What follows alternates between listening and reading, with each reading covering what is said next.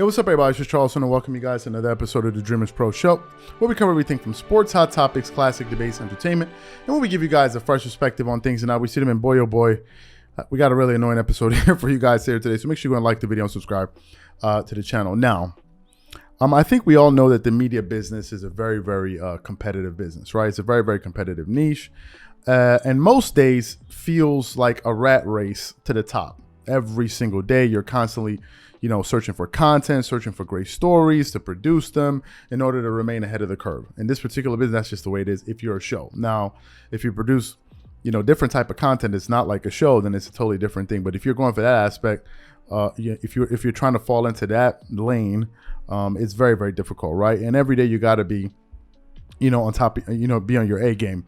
But sometimes in the pursuit of being one of the best or the best, you can sometimes fall in love with trying to do whatever it takes to gain ratings, or in this case, to gain views. And all too often, ESPN finds themselves, coming up with all type of antics in order to drive ratings. This is what I truly believe. And yesterday was just the latest example of it. About a week or so ago, ESPN has someone on staff called Bobby Marks. He works for ESPN. And he basically came out there and said, just listen to this. This guy came out there and said on live air, this Stephen Curry is the second greatest player of all time. Somebody on ESPN actually came out there with a straight face and said that. Now, I personally believe that he was saying that in order to gain attention, because I believe that's just one of the directives, at that network. That's why I believe he said it. But then yesterday, Kendrick Perkins decided to take it a step further, because he was like, no, I cannot do these guys. Let me come out there and say some other stuff. He came out there and he said, you know what? I can top what he just said.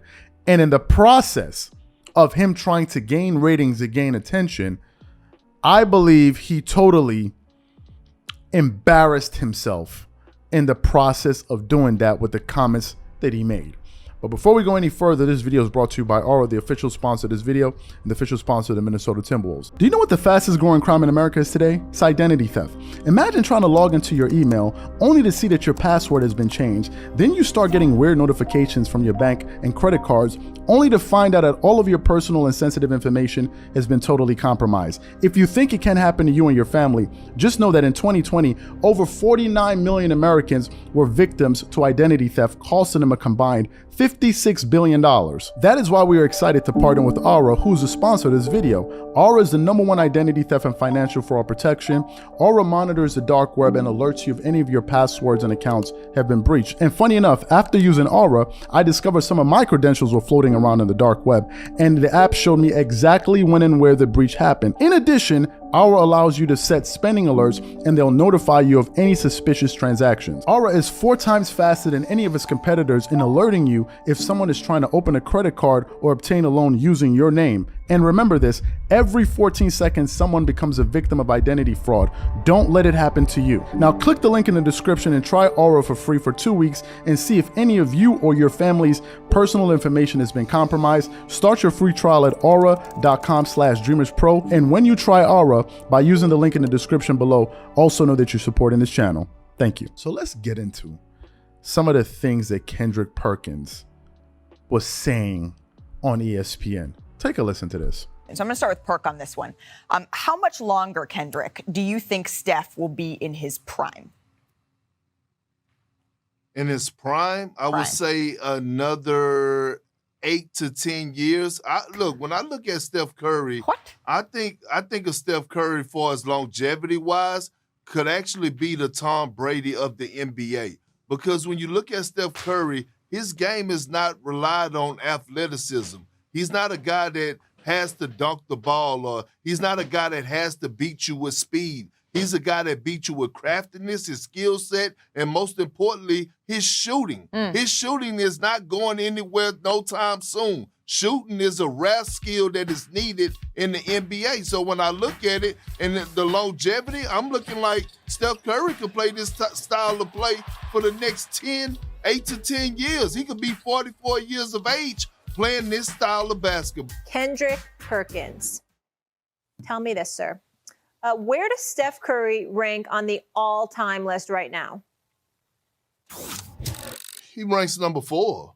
And he's on Mount Rushmore right now, Molly. Right now, he's on Mount Rushmore. Again, I have to come on here time and time again and repeat myself about being a generational talent. Okay, we know Michael Jordan is on Mount Rushmore. We know that LeBron James is on Mount Rushmore. And look, you can pick whoever you want at number 3, whether it's Wilt, Kareem, Magic, Bird, or whoever. But at number 4 is Steph Curry. No, he's not. That's not fair. He's a guard, and he's a wonderful player, and he's somewhere between 10 and 15. Whoa. He's not top 4. I mean, look, the Jordan, LeBron, Kareem, Wilt, Russell, Duncan, Bird, Magic, Kobe. All right, I ask you right now, Kendrick, I'll ask you. You played forever. You're the star, not me. I ask you right now, you can start a season tomorrow. You want Kobe, 9-time all defense? Or do you want Curry in your backcourt? You take one or the other. Which one are you taking? I'm taking Curry. Over Kobe? Can't do that. So you heard what he had to say there. Listen, let me tell you guys what I think. I think Kendrick Perkins is saying this to gain attention. I truly believe at the heart of all of it, I believe that is what he is doing. I don't understand how anybody that calls himself a basketball fan would come out there and say something like that. That you would put him ahead of Kobe? What's interesting was this. I was actually doing some research yesterday morning, and I stumbled upon an article from Sports Rush, or the sportsrush.com, and they were addressing this very same thing. But when I initially saw the title of the article, I didn't understand what they were talking about, because the title of the article was "The Difference Between Stephen Curry and Kobe Was a Hall of Fame Career." I was like, what are they talking about?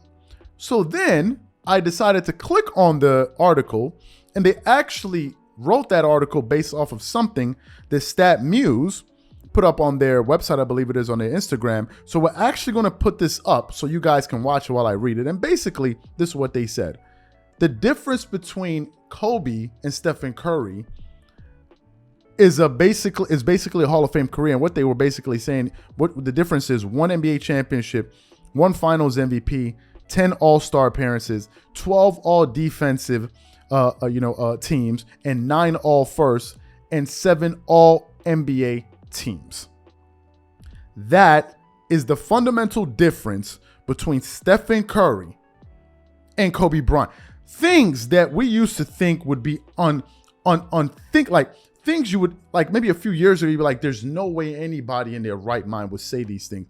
This is the era that we live in. People are literally saying anything and doing anything in this day and age for attention. Period. End of story. The only person that would believe something like that, to say that he's better than Kobe, it just means that you're a basketball neophyte. You're just new to it. You don't have any perspective on the sport whatsoever. It says that you're a prisoner of your emotions and of the moment. You see something, your emotions overcome you. You just can't control yourself. You get so caught up in your emotions and what you just saw that you got to go out there and start saying this type of nonsense. I can understand that that's coming from a fan. That is a silly thing to say, right? Just go out there and start blurting out things. But when this is coming from somebody that played the sport, that's supposedly supposed to know what he's talking about, when you have someone in that particular position coming out there and saying that, it's an embarrassment. It's a total embarrassment.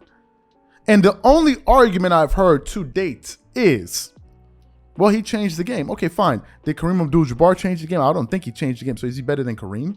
Did Tim Duncan change the game? No, he didn't. So is he better than Tim Duncan? I mean, what are we talking about here? Since when did change the game equate to being the best? It's ridiculous. It is absolutely ridiculous. Then Kendrick Perkins today turned around on TV basically saying, oh, well, you know, Stephen Curry, another reason you got to consider it is because of his, let's listen to this stupidity. It's because of his height. I mean, he's 6'3", right? So that obviously plays a role into why I have him on the Mount Rushmore. So you have LeBron as the greatest player of all time, and he's 6'8" or 6'9" or whatever it is. And you have Michael Jordan. Michael Jordan is 6'6". So therefore, how is it possible you have LeBron ahead of Jordan when LeBron is taller than Jordan? This is the stupidity I'm talking about.